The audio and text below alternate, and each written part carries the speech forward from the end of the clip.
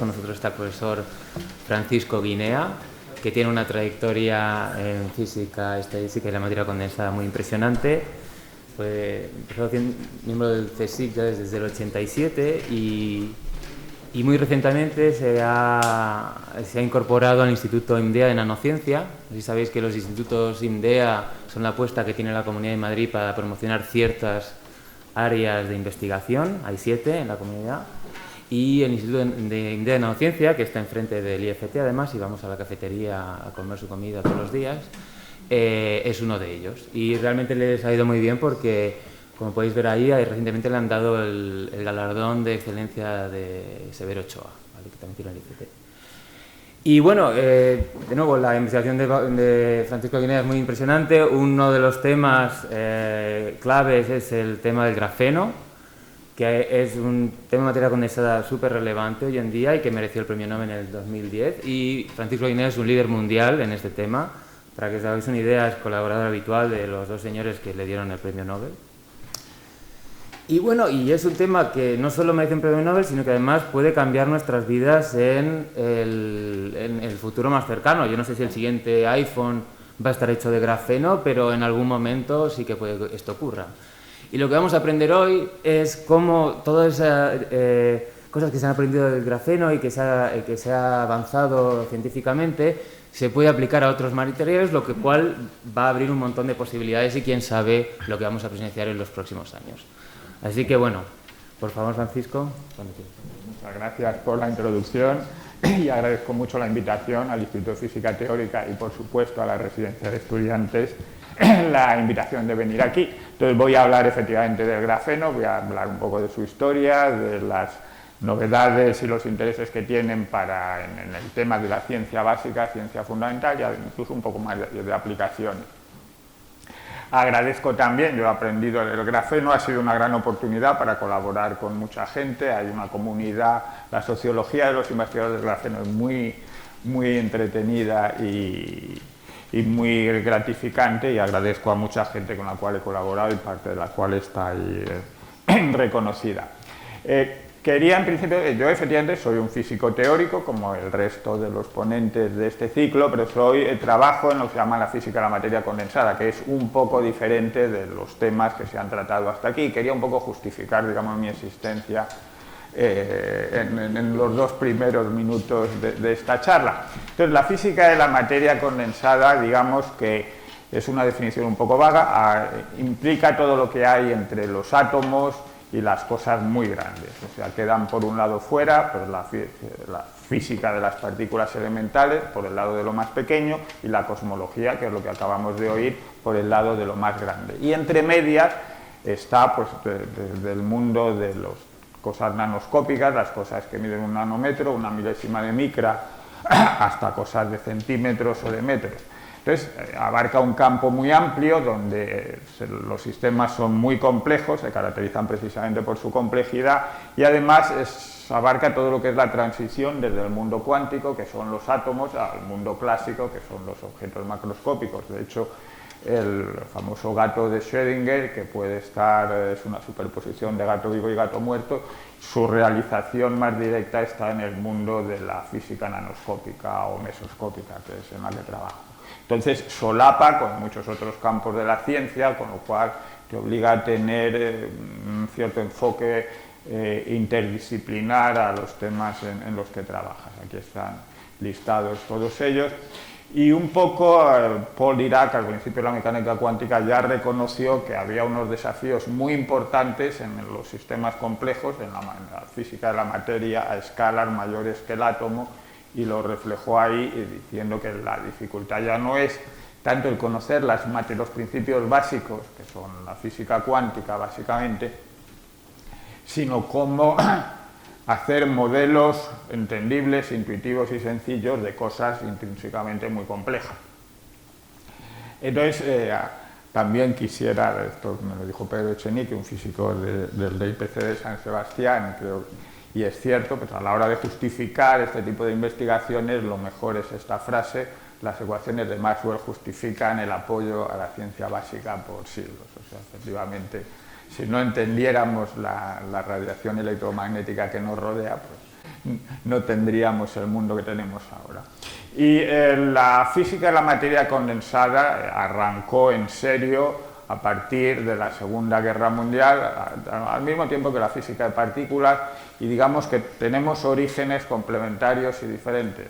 La física de partículas, como dice el propio nombre del CERN, viene de la investigación en temas nucleares, muy motivados obviamente por lo que pasó en la Segunda Guerra Mundial. La física de la materia condensada arrancó un poco después y viene muy motivada por este descubrimiento, el descubrimiento del transistor en los laboratorios de la Bell en New Jersey, en Estados Unidos, por estos tres gran físicos teóricos de materia condensada, además, porque el problema del transistor es un problema profundo de mecánica cuántica a escala de materia grande, y el reconocimiento que el transistor, el hecho de que el transistor cambió un montón de cosas en la vida cotidiana, pues fue lo que gestionó o creó apoyo para físicos como yo que hacemos materia condensada.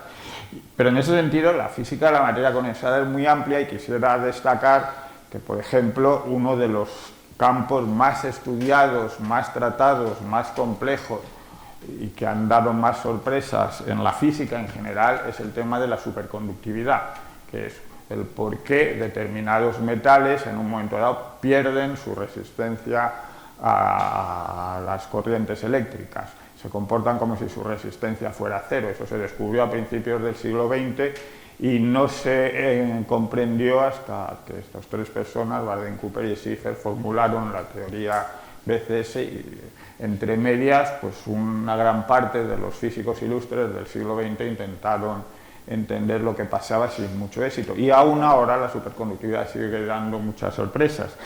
Y quisiera resaltar el tema este interdisciplinar de la física de la materia condensada, porque uno de estos premios Nobel coincide con otro de estos premios Nobel, es John Bardeen, esta persona.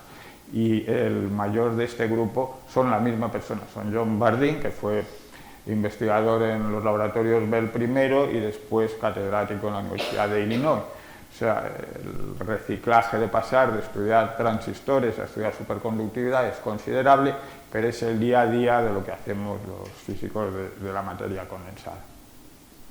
Entonces voy a hablar del grafeno sobre todo, pero quería decir, el grafeno es básicamente carbono, y el carbono efectivamente es de los elementos del sistema periódico que ha dado más sorpresas en ciencia y en general. Y, bueno, por supuesto es la base de la biología y de la vida, pero siempre en el tema de la física y en el tema de las ciencias materiales ya existían materiales derivados del carbono bastante exóticos.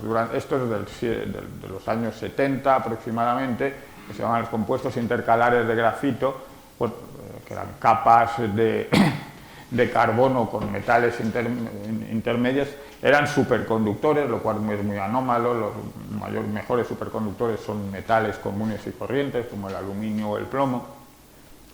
Luego se descubrió una especie de carbono unidimensional, un polímero de carbono muy interesante, que es el poliacetileno, que fue el primer polímero metálico que se estudió, que llevó también a una serie de premios Nobel, que además permite entender cuestiones topológicas nada triviales, como las solitones, que se estudian también en teoría de campos, por ejemplo.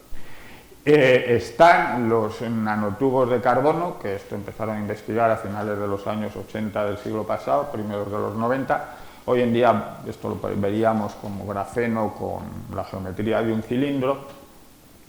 Y estuvieron los fullerenos, que siguen siendo un tema, bueno, todos estos temas siguen siendo muy activos de investigación, son como un balón de fútbol formado por átomos de carbono, y también es un producto de investigación muy interdisciplinar, en concreto entre químicos y astrofísicos, porque los astrofísicos vieron unas rayas, unos espectros muy exóticos en el espacio interestelar, y con ayuda de químicos y de físicos pues entendieron que era un compuesto de carbono, y además formularon cuál iba a ser su estructura antes de que se observara, y efectivamente luego se sintetizó los balones de fútbol estos de carbono en el laboratorio y se han estudiado, y además también pueden ser superconductores, etc. Quería decir que, bueno, quiero disculparme, muchas de estas transparencias están en inglés, pero Por favor, además será muy bienvenida cualquier pregunta o aclaración. Esta no lo ha hecho ni para venir a la residencia ni para dar charlas por España, la tengo hecha para dar charlas generales en muchos entornos. El grafeno, como muchos grandes descubrimientos, fue precedido por visionarios tipo Julio Verne, que se dieron cuenta que había cosas exóticas en este tipo de redes, por ejemplo, en lo que se llama red panal de abeja, que es la red del grafeno. Aquí Jorge Luis Borges escribe en este libro, La Biblioteca de Babel, que está todo el conocimiento de la humanidad está en esta biblioteca con forma de hexágono y está poblada de científicos o de sabios, más correctamente medio locos, porque no saben digerir toda la información que está ahí metida. Y también otro claramente visionario del tema fue Quino, porque esto es absolutamente cierto, es increíble todo lo que puede tener dentro de un lápiz. O sea, efectivamente, entre otras cosas, tiene grafeno. Pero vamos, el tema del grafeno empezó con estos dos artículos. Era un grupo que venía de la Universidad de Nijmegen en los Países Bajos, lo habían fichado en la Universidad de Manchester, le habían dado equipo y estaban investigando lo que en ciencias materiales se llama láminas finas, que son sistemas lo más delgados posible. Entonces, las láminas finas tienen mucho interés por sus aplicaciones y por sus propiedades fundamentales y tienen un problema, y es que cuanto más finas tienen peor calidad desde todos los puntos de vista, estructural, eléctrico, etc. Entonces estas personas empezaron a hacer láminas finas de carbono por la vía de separar trozos de grafito. Empezaban con grafito y lo iban esfoliando capas cada vez más estrechas, y se dieron cuenta que eran unas capas admirables porque eran buenísimas y cuanto más estrechas mejores. Y cómo lo hacían era un método absolutamente low cost y sencillo. Lo que tomaban era grafito, que era esto, que puede ser la punta de un lápiz perfectamente. De hecho, las personas que trabajan en grafeno, nos suelen tomar a broma lo que hacemos los teóricos diciendo, pues habéis estado fabricando grafeno toda vuestra vida y no os habíais dado cuenta. Es cierto. O sea, porque lo que hacen es, con cinta adhesiva, se van separando capas y luego en los restos que hay en la cinta adhesiva vuelven a poner más cinta adhesiva, vuelven a separar los cristalitos que hay aquí dentro y luego lo miran con un microscopio. Y lo que ven son conjuntos, regiones de un tipo, regiones de otro, de muchos colores, y se dieron cuenta que las menos visibles, con menos contraste, eran muy estrechas, y midieron su espesor y efectivamente eran del orden de Armstrong, era comparable con el espesor de un átomo.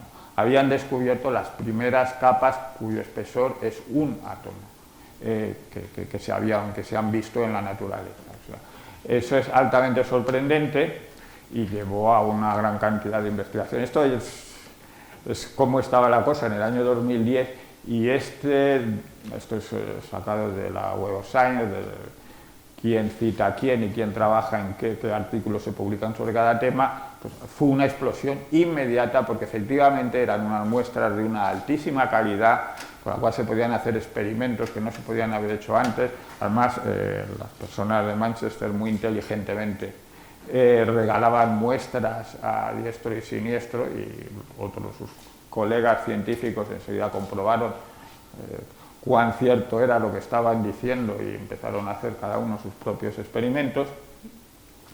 La fama del grafeno llevó a Hollywood, digamos, porque esto no sé si ustedes conocen la serie esta americana, ya sí se va a acabar, Big Bang Theory.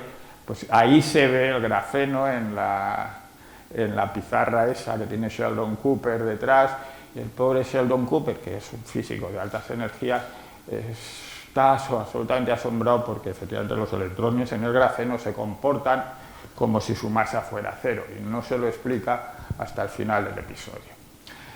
Pues digamos que del tema del grafeno también llamó la atención en Bruselas y se montó una gran campaña, era una cosa muy europea, etcétera, etcétera, y se montó una gran campaña y hicimos lobby unos cuantos científicos para ver si había financiación especial para trabajar en este tipo de temas.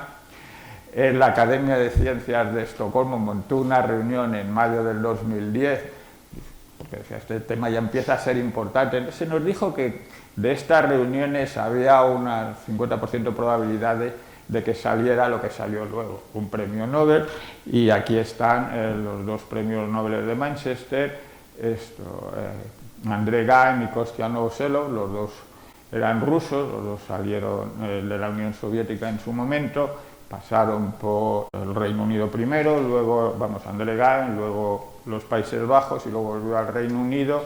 En el intermedio sacó el premio Ig Nobel que da la Universidad de Harvard por levitar a las ranas y luego finalmente pues, sacó el premio Nobel. O sea, quisiera destacar, esto es una cosa, no se lo esperaban, de hecho Andrei Gaim se había hecho el cálculo, pero él pensaba que alguna vez podía sacar el premio Nobel, pero había hecho el cálculo que no tocaba a un físico de la materia condensada este año, entonces se fue a dormir el día que sabía que iban a conceder los premios Nobel con toda tranquilidad y le despertaron para decirle que se lo habían dado y le entrevistó la radio pública sueca y hizo estas declaraciones que están muy bien y pongo siempre como ejemplo lo de que ello muestra a la gente que de hecho no es necesario estar en Harvard o Cambridge, en una de las universidades que colecciona gente más brillante, mejores equipos. Yo trabajo también en Manchester, el nivel de competitividad interna en el Reino Unido es muy alto y esto era una puya nada disimulada hacia Cambridge. Pero luego dice también lo de que en cambio nada es gratis, hay que trabajar mucho y eso me consta porque yo estaba ahí esa semana y siguieron trabajando, o sea, a pesar del desfile de periodistas interminable que había por las mañanas, pues aprovechaban por las noches para trabajar. Y esto es lo que dijo la Academia Sueca, pues decía eso primero, que era una cosa maravillosa porque se podía sacar a partir de un lápiz y con cinta adhesiva, sacó un gato, porque en física lo del gato, después del gato de Schrödinger, es algo muy traído y llevado, y habían hecho una estimación de que una membrana de grafeno de 1 metro cuadrado y un solo átomo de espesor podía aguantar el peso de un gato de 4 kilos. Nosotros repasamos esa estimación un par de años después, mis dos colegas rusos y yo, y tenemos la idea que habían supuesto que el gato era también una lámina bidimensional que pesaba 4 kilos. Si hubieran hecho la cuenta bien, si hubieran hecho la cuenta comparando haciendo un gato esférico, por ejemplo, que es otra aproximación muy típica que hacemos los físicos teóricos, hubieran descubierto que esa membrana hubiera aguantado 400 gramos de gato, o sea, un gatito, ¿no? un cachorrito nada más. Pero en cualquier caso sí es sorprendente porque la membrana pesaría menos que uno solo de los bigotes del gato y sería completamente transparente a todos los efectos. O sea que es verdad que se puede poner un gatito en una membrana que pesaría menos que el bigote del gatito y además no lo vería ni el gatito ni nadie porque es tan fina que deja pasar toda la luz. Y luego hicieron hincapié en que vendrían aplicaciones maravillosas, etc. Ya digo que esto es la historia más contada por la Academia Sueca del gato, no de Schrödinger, sino el gato del grafeno. Entonces, lo primero y principal, ahora ya quería empezar a describir el grafeno, es eso, es que tiene un átomo de grosor. Entonces, eso es ya muy sorprendente, porque cuando se dice cuál es el grosor del grafeno no está bien definido. Está afectado, los átomos son unos objetos cuánticos y lo que tienen es electrones que se mueven en su interior y que son ondas. Y el radio de un átomo está sometido al principio de incertidumbre de Heisenberg, con lo cual no se sabe muy bien, no se puede definir cuál es el espesor de estas láminas que sin embargo se pueden coger de un sitio y llevar a otro. O sea, eso es algo como muy exótico. De hecho, esta es una lámina de grafeno comercial, todavía existe esta industria, esta se creó al poco de que se pusiera de moda el grafeno, tiene unas pocas micras de lado y se vendía para hacer, y se sigue vendiendo para hacer experimentos en laboratorio y el coste de estos, si se mira en la página de Graphene Industries, es del orden de 1000 libras. Lo cual quiere decir que si se mide, claro, aquí esto es una lámina súper fina, con lo cual si se mide, si se calcula el precio por gramo, pues sale de esto, del orden de 10 a 14 euros, del orden del Producto Interior Bruto de la Unión Europea o de los Estados Unidos. Ese es un producto extremadamente caro. Sin embargo, cuando las empresas se dieron cuenta del interés que podía tener el grafeno, no de la misma calidad, de peor calidad, pero esto es están en universidades, el Cacao trabaja muy estrechamente con Samsung, y por otro método, CVD, que es crecerlo sobre la superficie de un metal, pues llegaron a fabricar, esto es una capa de grafeno también de un átomo de espesor, pero mucho más grande y mucho más barata que esta. O sea, ya digo que lo que se hace es interesante, el grafeno crece sobre proceso de catálisis, crece sobre la superficie de un metal, y es tan resistente que luego para aislar la lámina se ataca químicamente al metal, se le disuelve y el grafeno queda intacto. O sea, eso es algo también, otra de las propiedades sorprendentes del grafeno. Entonces, esto sería el grafeno en la aproximación nuestra de los teóricos. Cada bolita es un átomo de carbono, y cada átomo de carbono está fuertemente enlazado a 3 vecinos.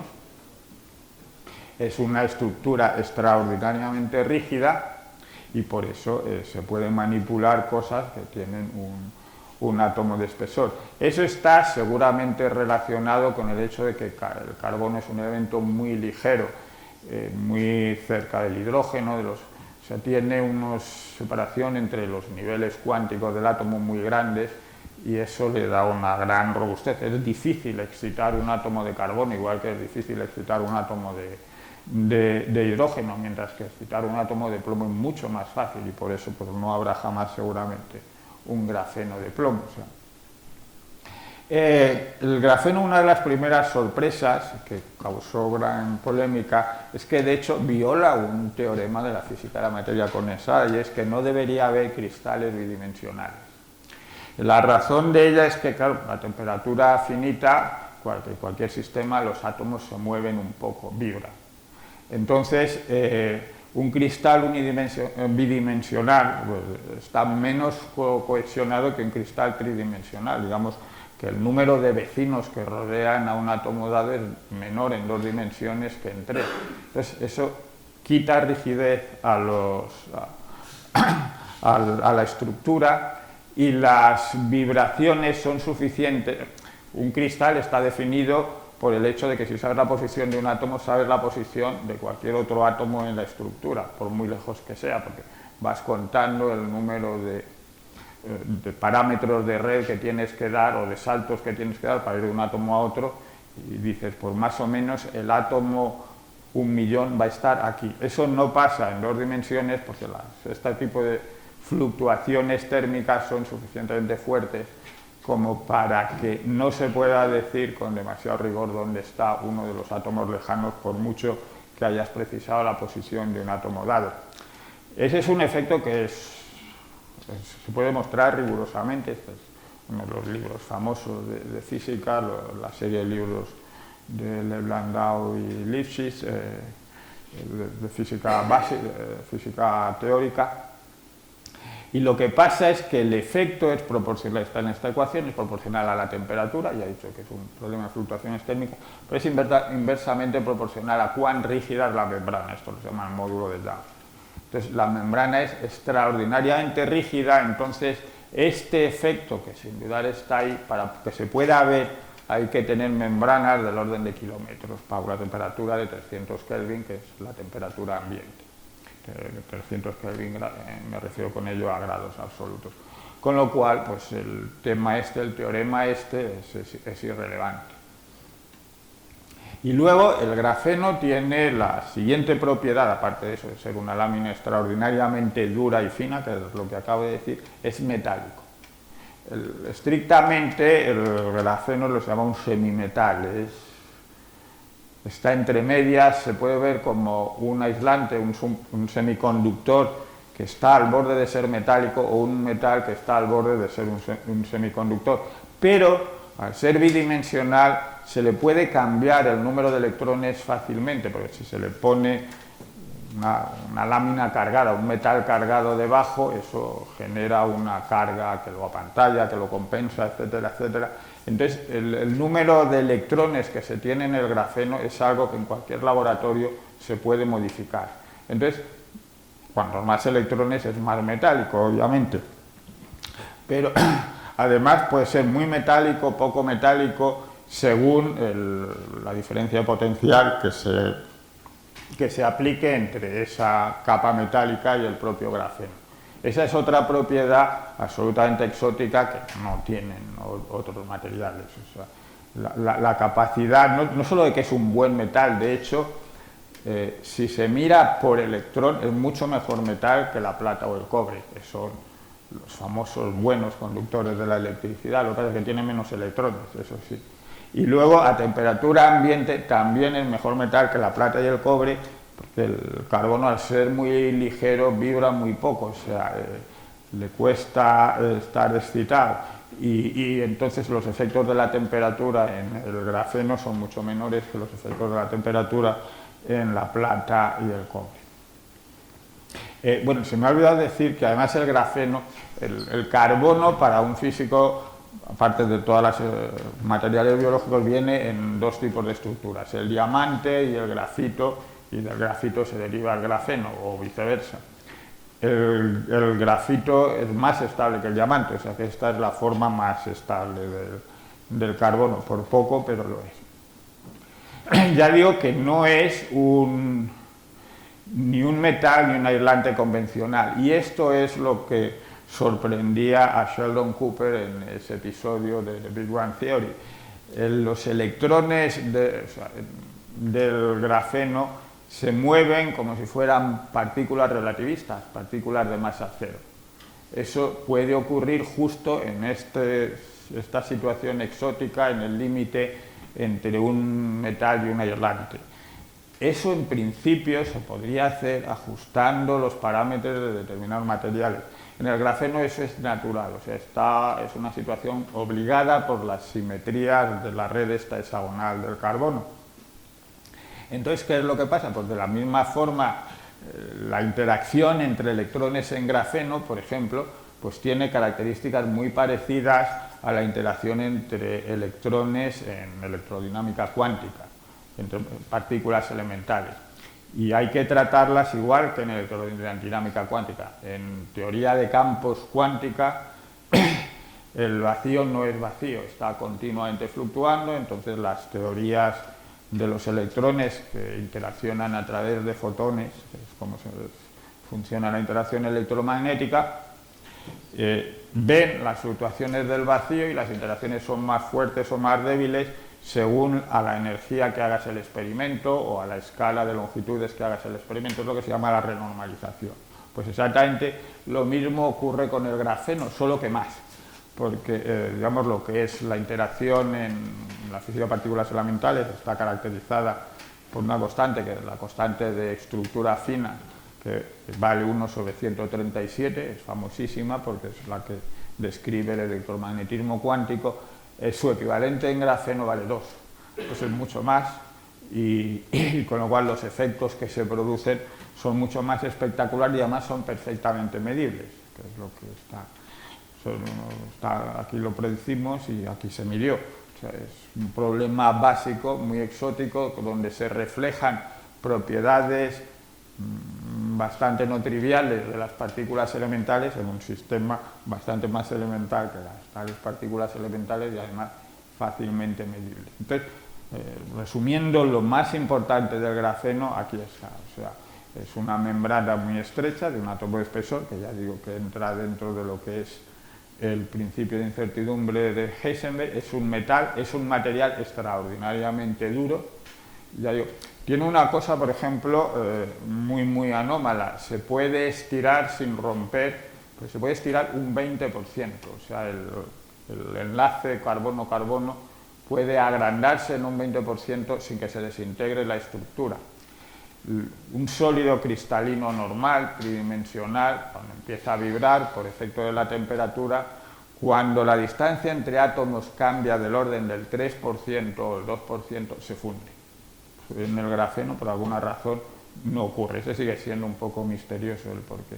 Es muy inerte químicamente, ya digo que se puede fabricar grafeno por la vía de hacerlo crecer en un metal y luego disolver el metal con medios químicos muy agresivos y el grafeno queda perfectamente intacto. Y luego está esta cuestión de que los electrones en el grafeno no tienen masa, como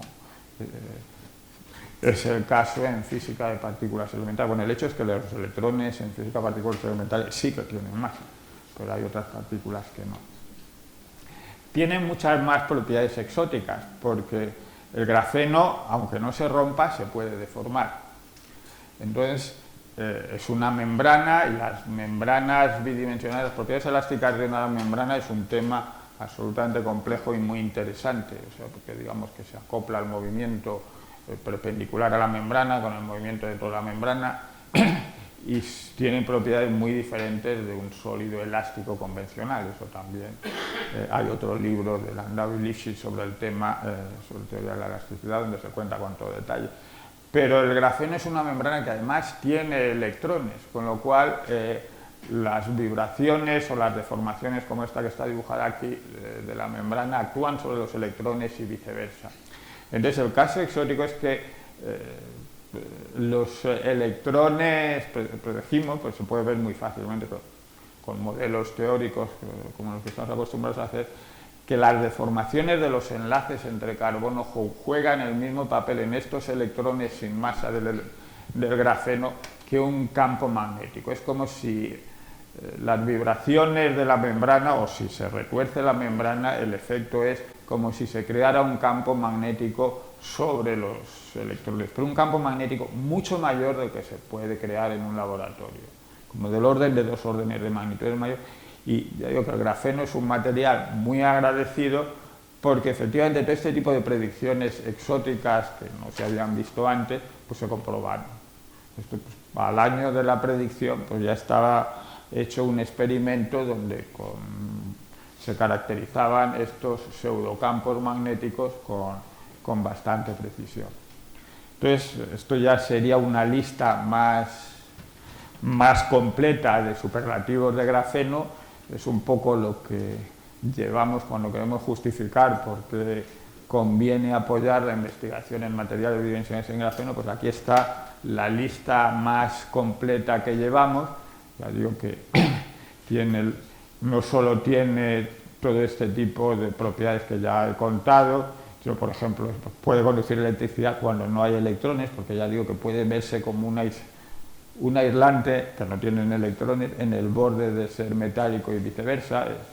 Tiene unas propiedades de conductividad térmica también muy interesantes que comparte con el grafito. De hecho, el grafito desde siempre se ha usado para disipar calor. Pues el grafeno también lo tiene, pero es mucho más fino y práctico en determinadas situaciones. Aquí hay una lista de trabajos más recientes sobre el grafeno que creo que son interesantes.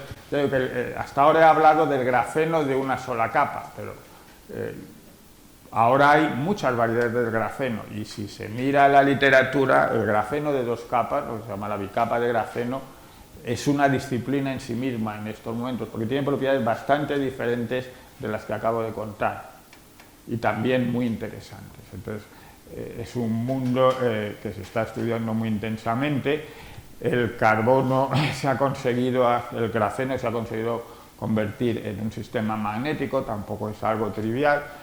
Los elementos propensos al magnetismo son como el hierro o el cobalto, etcétera, muy lejanos en la tabla periódica del carbono, pero sin embargo el grafeno, los electrones del grafeno son muy dúctiles, por decirlo de alguna manera, y por ejemplo creando vacantes, pues se pueden, como este grupo de la Universidad Autónoma con el cual yo colaboré, pues se pueden fabricar momentos magnéticos en el grafeno. Luego tienen propiedades muy interesantes en cuanto al transporte de spin. Los electrones de grafeno llevan spin, pero el spin pierde poco, no cambia de orientación fácilmente, con lo cual hay todo un mundo que se llama la spintrónica, de reproducir lo que se hace en electrónica con cargas eléctricas con spines, y el grafeno en ese sentido es un material también muy flexible y muy útil. Y luego se pueden formar diversas estructuras, te digo, con grafeno y más cosas, ahora iré a ello. Y luego ya en óptica también es algo absolutamente exótico. Tiene, al ser los electrones sin masa, las vibraciones de carga de largo alcance no son nada triviales, los plasmonios no son bastante diferentes de los de un metal normal, y eso se acopla a campos electromagnéticos y permite guiar a tener propiedades ópticas un poco a la carta que no se pueden obtener con otro tipo de materiales. Y luego pues está todo el mundo, otro tema muy interesante, es un material muy ligero, puede vibrar y se puede llegar al límite cuántico de estas vibraciones, es, ya digo, reproducirlo del gato de Schrödinger con láminas de grafeno. Tienes una cosa que vibra pero que tiene muchísimos átomos, pero sin embargo las vibraciones de este objeto pues son cuánticas, en el sentido que ahí lo se llama entanglement. Puede estar, digamos que el grafeno puede estar combado para arriba y combado para abajo a la vez. Puede haber una superposición de ese estilo y por lo tanto, y eso estudiar, eso es altamente interesante desde un punto de vista básico.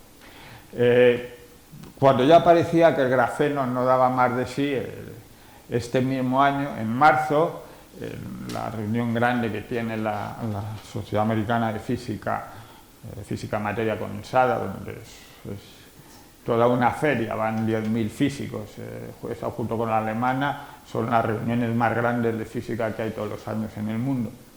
Pues la revista Nature anunció, coincidente con esa reunión, en concreto salió el miércoles, el descubrimiento de superconductividad en un sistema, una bicapa de grafeno muy especial, porque lo que había hecho un grupo del MIT, Massachusetts Institute of Technology, es poner una capa de grafeno sobre otra un poquito girada, un grado nada más. Y vieron todo tipo de cosas exóticas, inesperadas desde el punto de vista fundamental, y ahí sí que nos sorprendieron a los teóricos y sorprendieron a todo el mundo. Ya digo que fue el bombazo, ha sido el bombazo de física en materia condensada de este año y seguramente de muchos años. Vieron superconductividad, vieron comportamiento aislante. Es un grupo además que dirige un físico español, una gran estrella actual en la física de materia condensada, Pablo Jarillo Herrero, proviene de la Universidad de Valencia, y ahora es profesor en el MIT, y ya digo que cuando ya parecía que el grafeno dejaba de dar mucho de sí, pues ha llegado este tipo de experimentos que lo que descubren es que las estructuras, al girar una capa sobre otra, generan nuevas estructuras nada triviales, bastante complejas, con propiedades electrónicas absolutamente especiales y que llevan a cosas que no se habían visto para nada en grafeno, como superconductividad. Bueno, y luego, ya no quería alargarme mucho, hasta ahora he hablado del grafeno y no me va a dar tiempo, pero quería hacer publicidad de que hay ahora mismo el grafeno ha arrastrado la investigación en materiales bidimensionales y hay toda una colección muy rica de materiales bidimensionales muy interesantes. Ya no es solo el grafeno, aquí hay estas estructuras atómicas, son otro tipo de materiales que pueden ser superconductores, pueden ser magnéticos, pueden ser metálicos, que se están estudiando muy intensamente y que comparten, para sorpresa de mucha gente, porque en concreto yo pensaba que el grafeno era algo muy único, o sea, precisamente porque el carbono era un elemento muy ligero, etcétera, etcétera. Pues no, hay más materiales bidimensionales muy interesantes y, por ejemplo, al haber semiconductores, pues se permite hacer, el semiconductor es la base del transistor y permite hacer otros dispositivos que con el grafeno eran imposibles. Y luego, además, lo que también se está empezando a investigar es fabricar metamateriales, digamos, tridimensionales, un poco a la carta, apilando materiales de estos con distintas propiedades. Eso no es nada trivial, exige equipamientos muy sofisticados, pero ya existen, y incluso, por ejemplo, la Universidad de Manchester tuvo un spin-off que lo comercializa, y ya se pueden hacer combinaciones un poco a la carta de distintos materiales bidimensionales, con lo cual se puede transferir las propiedades de un material a la estructura en su conjunto o crear propiedades nuevas que no tenían ninguno de los elementos. Ya voy a hablar un poco para acabar, voy a hablar un poco de aplicaciones. Ya digo que todo esto lo que está en gris son propiedades fundamentales del grafeno, y lo que está en rojo son posibles aplicaciones relacionadas con esas propiedades fundamentales. Por ejemplo, de que sea muy duro y fácilmente estirable, lleva todo tipo de propiedades que permite al grafeno reforzar otros materiales. El hecho de que tenga propiedades ópticas únicas pues permite, por ejemplo, desarrollar células solares basadas en grafeno y cosas de ese estilo. Esto transparencia es ya un poco antigua. Es de André Geim, el premio Nobel del grafeno, cuando hacíamos lobby sobre el tema, y aquí hay varias propiedades, muchas propiedades de las que se pueden sacar del grafeno, y la consecuencia de todo ello es que el grafeno se le compara con el silicio como el material del futuro que va a revolucionar la electrónica. Eso es muy duro, por varias razones. Una de ellas es que la tecnología de ese silicio es muy sofisticada, y que cada vez que aparece un nuevo material que compite con el silicio, los expertos en silicio mejoran el silicio. Y, o sea, en el campo de la electrónica sí hay nichos donde el silicio no puede entrar y el grafeno sí. Ahora, competir de frente con el silicio es poco probable que vaya a ocurrir. El grafeno sirve para otras cosas, pero digamos que puede servir para cosas para las cuales, como envolturas, por ejemplo, por eso el silicio no se usa. O sea, hay todo un mundo, ventanas inteligentes, cosas así, hay todo un mundo de aplicaciones que no tienen nada que ver con el silicio, y en ese sentido, como bien decía André Geim, es más bien como el plástico. El plástico sirve para muchas cosas, no puedes identificar demasiado bien para qué es bueno el plástico y para qué no. Aparece en la vida cotidiana, aparece por muchos lados. Entonces, en ese sentido, esa es una mejor analogía para lo que puede servir el grafeno. Y ya digo, se puede producir ya de muchas maneras. Esto sería lo que conté de crecerlo en un sustrato, o sea, ya lo de la cinta adhesiva. Claro, el que fuera muy caro, todavía se venden estas muestras fabricadas con cinta adhesiva, que lo que sea muy caro es obvio por qué. El fabricar estas mini muestras de grafeno es el trabajo de una noche entera de un estudiante de doctorado o de un postdoc o de más. Y luego al final la muestra se puede estropear muy fácilmente. Entonces, eso implica un precio no despreciable, pero en cambio se puede fabricar grafeno, pero es un grafeno, eso sí, de altísima calidad, el esfoliado. Ahora se puede fabricar grafeno de menos calidad, pero por muchos procedimientos. Estos son más aplicaciones. Posiblemente, y aquí está ya el conjunto de las aplicaciones que en un momento dado pusimos para hacer hincapié en el interés de que se financiara la investigación del grafeno desde el año 2013 y hasta un poco pasado, hasta el 2030. Yo lo que tiendo a decir es que aunque solo el 10% de lo que está prometido aquí sea verdad, pues ya es como para tomarse en serio el hecho de que el grafeno puede tener aplicaciones interesantes. El grafeno, insisto otra vez, es todo superficie. Entonces hay una aplicación concreta, que creo que está por aquí en algún lado, para lo cual el que un material tenga una relación superficie-volumen muy alta es fundamental, que son las baterías y los supercapacidores. Entonces eso seguramente va a ser la primera aplicación industrial grande y muy rentable de que va a tener el grafeno, que va muy con el auge de los coches eléctricos, por ejemplo. Ya digo que, de hecho, estos son distintas empresas que demostraron su interés. Y quería decir además que todo esto empezó a ocurrir en los momentos álgidos de la crisis económica que hemos sufrido en España, y hubo muchas empresas españolas que se metieron en el campo de grafeno con mucho éxito. O sea, de hecho, hubo un momento que España era el país que más dinero europeo recibía para la investigación industrial en empresas privadas, porque claro, la gente se puso las pilas, dadas las tristes circunstancias que estábamos pasando en el año 2013, el 2014, y efectivamente hubo una actividad muy destacable en España en torno al grafeno. Se me olvidó decir que los famosos 2 artículos que puse al principio, que donde arrancó el tema del grafeno y llevaron al premio Nobel a sus autores, fueron rechazados por esta revista, por Nature. Y lo dicen sus autores, incluso cuando recibieron el premio Nobel tuvieron bien a bien contar la anécdota. Y la revista de sabios se rectifica, y en un momento dado la revista Nature dedicó todo un número a las aplicaciones de grafeno, y si bien hizo este comentario, que había que tomárselas con cuidado, porque a veces un campo puede ir demasiado deprisa y prometer cosas muy por encima de lo que es realmente factible. Estoy totalmente de acuerdo con ese comentario, y por eso quería acabar diciendo que también hay que ser cautos de vez en cuando, pero es destacable también que la revista Nature, después de rechazar esos 2 artículos, ha tenido el buen criterio de cambiar su concepto del grafeno. Ahí está lo que dice, que efectivamente las cosas pueden exagerarse muy por encima de posibles realidades. Eso no sería la primera vez que ha ocurrido en ciencia, y quiero también acabar con esta palabra de caución. Ahora no está.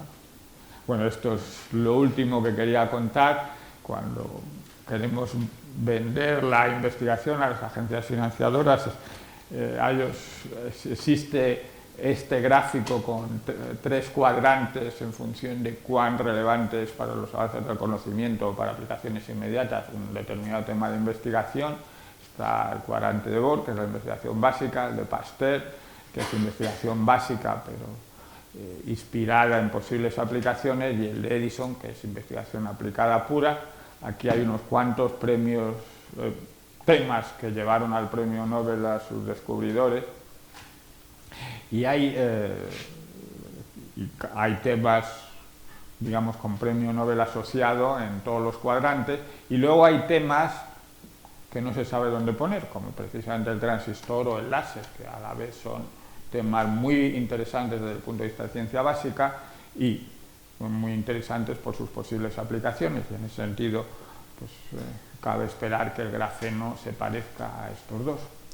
Y así que acabo. Esto es también otra cuestión relacionada con las aplicaciones. Yo no conocía este lema, pero me lo pasó otro colega también español del MIT. Las aplicaciones principales de cualquier nueva tecnología suficientemente importante no son previsibles antes de que esa nueva tecnología exista. Entonces, en ese sentido, todo lo que he dicho de posibles aplicaciones está basada en ideas un poco convencionales. Seguramente el grafeno acabará teniendo aplicaciones que todavía no había hueco para ellas. Y nada más. Muchas gracias.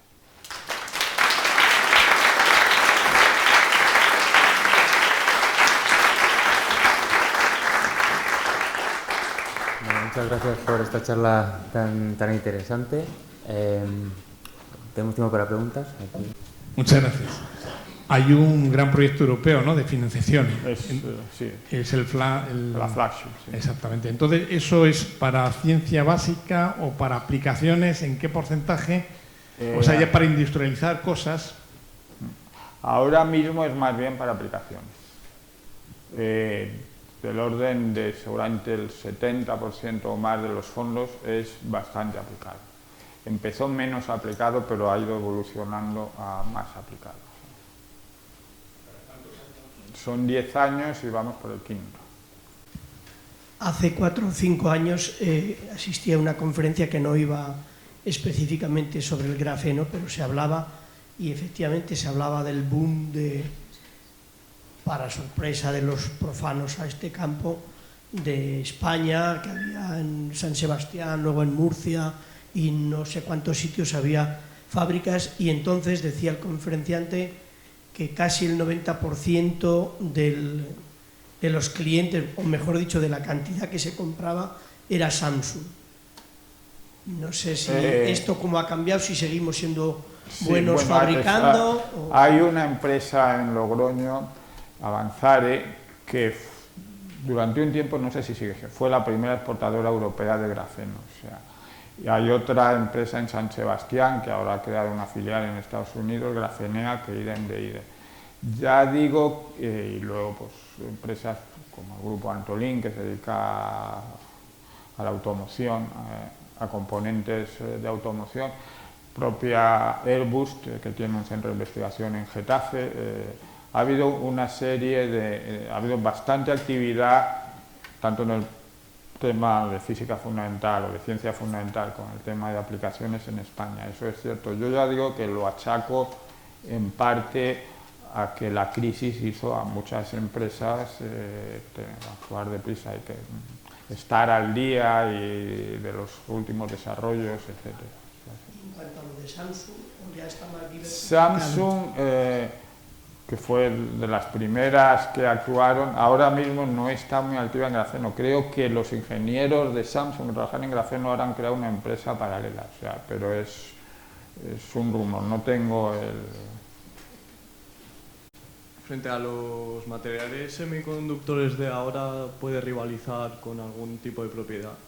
Para determinados procesos, yo no soy experto en esos temas, o sea que hablo un poco de transmisión de información, sí, transmisión rápida de información, por ejemplo. No como el núcleo donde se hacen los cálculos, digamos, pero a la hora de pasar información de un sitio a otro, y eso sí. ¿Y el tamaño sería más o menos el mismo? Claro, no, el tamaño es mucho menor, el peso es menor. Bueno, en ese sentido también. El grafeno tiene una ventaja obvia para cosas relacionadas con la industria aeroespacial, donde el precio es menos problema que el peso y el volumen. O sea, entonces, ahí sí que es más factible que vaya sustituyendo a determinados componentes, tanto en electrónica como en las propias estructuras. ¿Allí?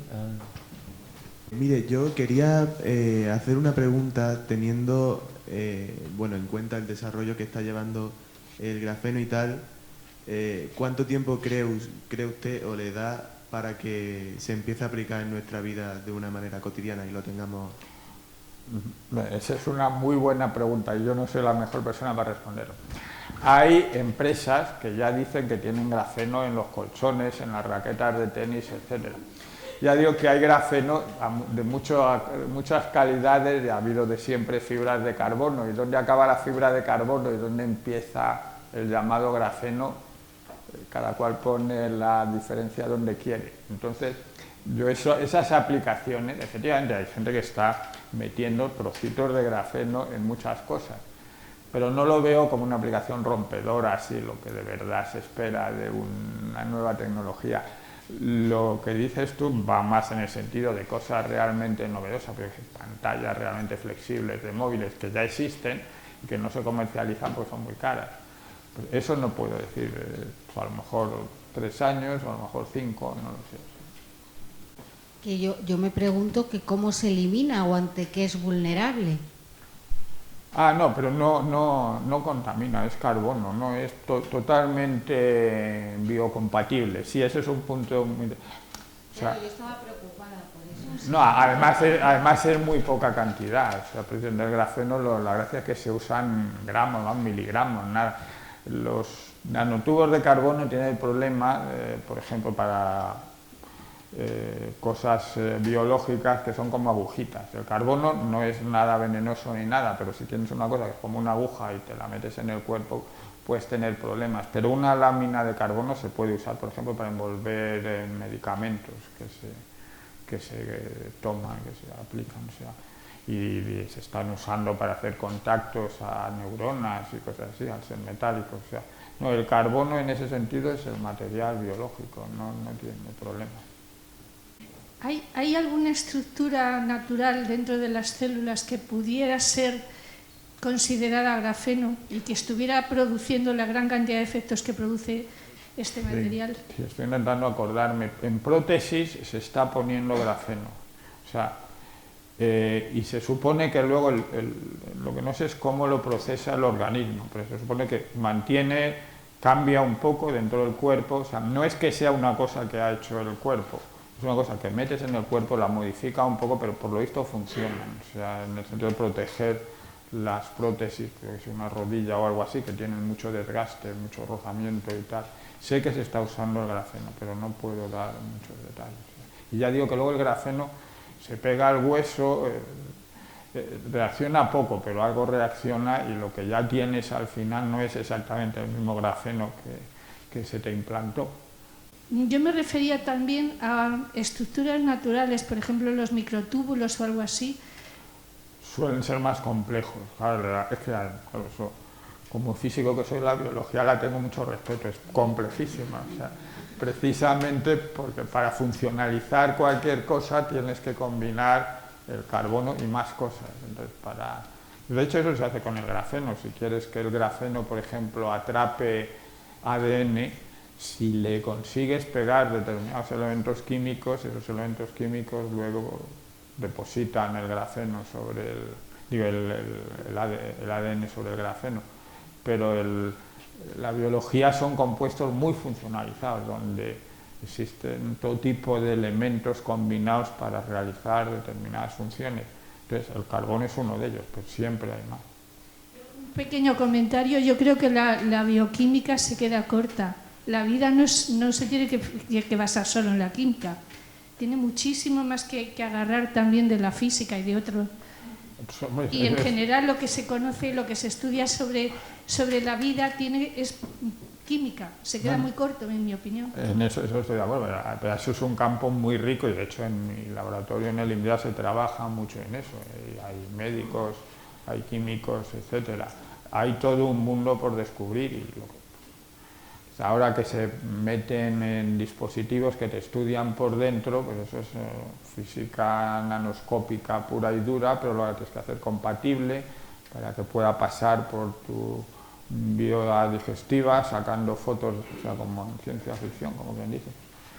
Esas cosas son nuevas técnicas de observar un ser vivo basadas en la física pura y dura.